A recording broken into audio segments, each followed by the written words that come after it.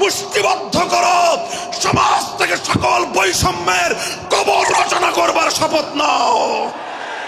হে হতাশাগ্রস্ত জাতি, আসো আল কোরআনের কাছে, আমরা তোমাদেরকে মুক্তির বার্তা শোনাই, আমরা তোমাদেরকে সান্ত্বনার বাণী শোনাবো। আসো হাতে হাত রাখি, সমস্ত বৈষম্য, জুলুম, স্বৈরতন্ত্রের কবর রচনা করে আল্লাহর কোরআনের সমাজ গড়বার জন্য হাতে হাত রাখি। যদি ইনসাফ কায়েম না করা যায়, ইসলাম অনুসরণ করা যায় না, যদি বেইনসাফের বিরুদ্ধে লড়াই না করতে পারো, মিথ্যে মুসলমানিত্বের দাবি ত্যাগ করো।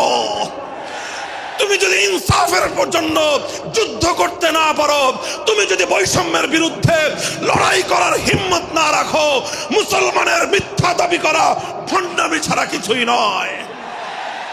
আর সর্বোপরি যদি একটি বৈষম্যহীন সমাজ গড়বার জন্য শাহাদাতের রক্ত দিতে হয়, আবু সাঈদদের মতো বৈষম্যের বিরুদ্ধে বুক পেতে দিয়ে জীবন দেওয়ার জন্য শপথ নিতে হবে।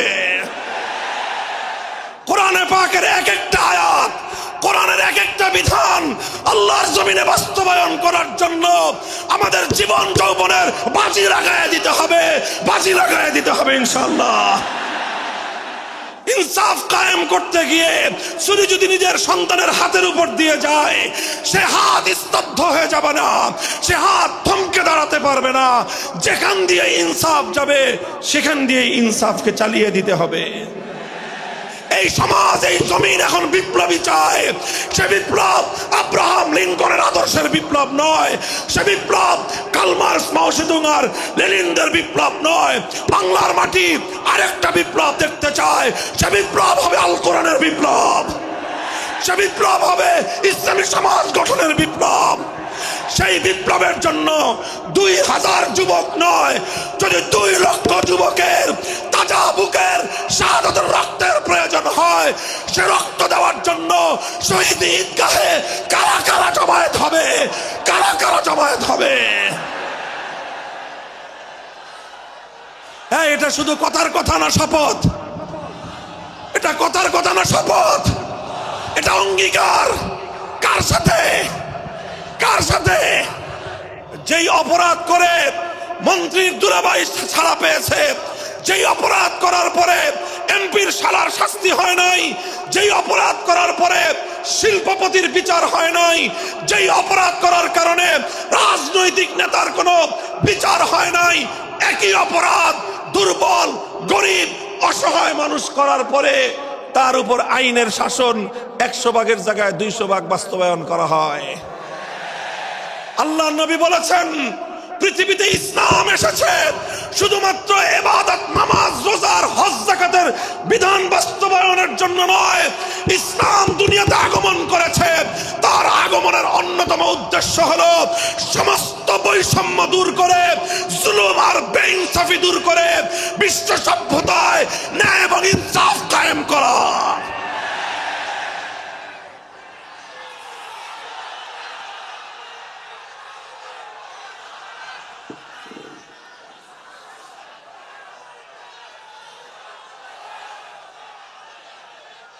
মনে রাখবেন, বৈষম্যহীন সমাজ গড়া এটা শুধু বৈষম্য বিরোধী ছাত্র নেতৃবৃন্দের দায়িত্ব নয়। বৈষম্যহীন সমাজ গড়া এটা শুধুমাত্র বৈষম্য বিরোধী ছাত্র নেতৃবৃন্দের দায়িত্ব নয়। বৈষম্যহীন সমাজ গড়া সর্বপ্রথম আল কোরআনের সৈনিকদের দায়িত্ব। বৈষম্যহীন সমাজ গড়া সর্বপ্রথম আল্লাহর নবীর সত্যিকার উম্মতদের দায়িত্ব। ওঠো, দাঁড়াও, হাত মুষ্টিবদ্ধ করো, সমাজ থেকে সকল বৈষম্যের কবর রচনা করবার শপথ নাও। মুহতারাম হাজিরিন, কথাটা খুব জায়গা লক্ষণীয়, শোনার বিষয়। যারা একটা বৈষম্যহীন সমাজ দেখতে চাও, যারা জুলুম এবং অত্যাচারে অতিষ্ঠ হয়ে গিয়েছো, যাদের জীবনকে এই ধরনের অন্যায়, অবিচার, জুলুম, শোষণ, স্বৈরতন্ত্র যাদের অন্তর হৃদয়কে জ্বালিয়ে পুড়িয়ে ছারখার করে দিয়েছে, হে হতাশাগ্রস্ত জাতি, আসো আল কোরআনের কাছে, আমরা তোমাদেরকে মুক্তির বার্তা শোনাই, আমরা তোমাদেরকে সান্ত্বনার বাণী শোনাবো। আসো হাতে হাত রাখি, সমস্ত বৈষম্য জুলুম স্বৈরতন্ত্রের কবর রচনা করে আল্লাহর কোরআনের সমাজ গড়বার জন্য হাতে হাত রাখি। দেখেন আল্লাহ পাক রব্বুল আলামিন যুগে যুগে যত নবী রাসূল প্রেরণ করেছেন, যুগে যুগে যত আসমানি কিতাব আল্লাহর পক্ষ থেকে অবতীর্ণ হয়েছে, কেন হয়েছে?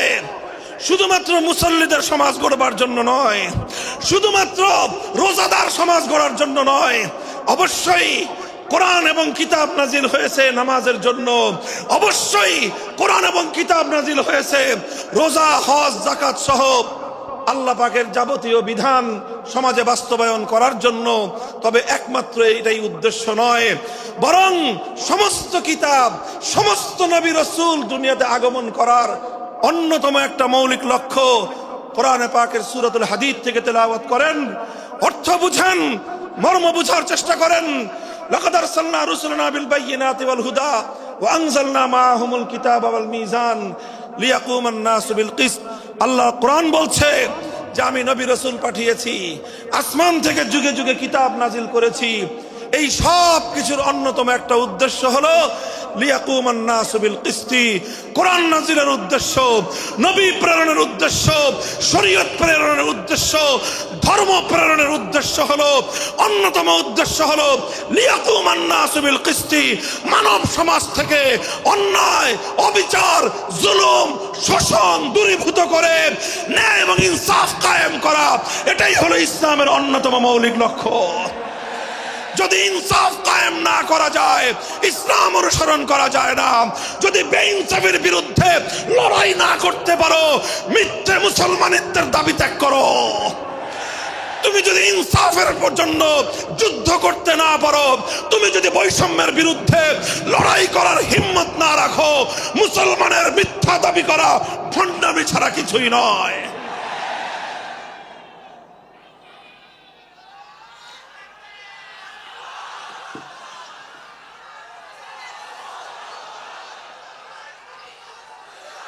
এই জন্য আমাদেরকে বুঝতে হবে, আমাদের জীবনের অন্যতম মিশন, যে জন্য আল্লাহ তার নবীদেরকে পাঠিয়েছেন, নবীদের জীবনের মিশন যা ছিল, নবীর উত্তরাধিকারী, নবীর অনুসারীদের জীবনের মিশনও সেটাই হবে। বলেন কথা ঠিক না বেঠিক? যে পথে গিয়েছে নবীদের জীবন, সে পথে যাবে আমাদের জীবন।